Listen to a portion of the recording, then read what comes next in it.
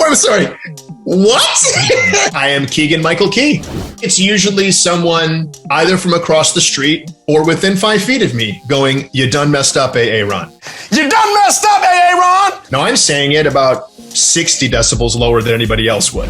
The note was, do we think the audience is going to think the Star Wars stuff is cool? We must have written 20 Star Wars scenes in that first season. I think we ultimately ended up only making one Star Wars scene ever in the whole 5 seasons of it. Dude, Lando! Yo! We were like, what? The note might have been, I mean, is the Star Wars stuff still in the zeitgeist?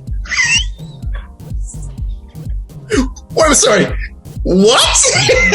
Where does this executive live? A lot of older comedies, they had writers who had written for old variety shows like Your Show of Shows or the Colgate Comedy Hour. Because a lot of those comics came from vaudeville or the Borscht Belt, they wrote hard jokes. When you watch some old Norman Lear shows, it's nuts. You watch episodes of Sanford and Son, and it's just set up punch. It was all the anatomy of old-timey jokes. And now there is almost more situation in situation comedies and less jokes. Write the story, get the character in trouble, and then the actor playing the character is what makes it funny, not the words. But in the old days, it was the words and the characterization that made it funny.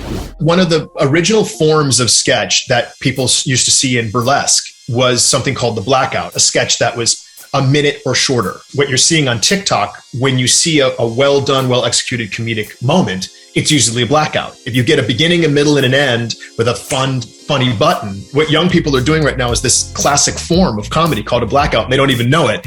And some people are really quite good at it. There's more and more brevity in our comedy. Who knows what the future will lend itself to, the diversity that I'm seeing. For Netflix to pick up, to create a show like Astronomy Club and to have a gay, Black comedian in a sketch show was encouraging to me. And then on top of that, to see Black Lady Sketch Show and getting Emmy nominations, I feel like the next step, I'm going to see more diversity and more inclusion in that art form, which I hope encourages young people of all different colors and shades and cultures to embrace the art form of improvisation and sketch. The Fall Guy.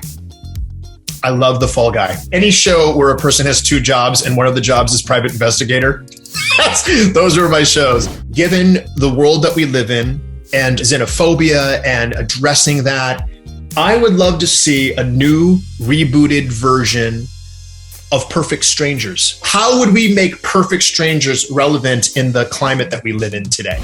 I would love to be on the show The Old Man with Jeff Bridges. I just love that show. I'd love to do a guest spot one day on Hacks. I just adore Hacks. It's a show that I identify with to a certain degree. Comedy's evolved since you last wrote for television. I mean, honestly, whole species have evolved. That's what I'm talking about.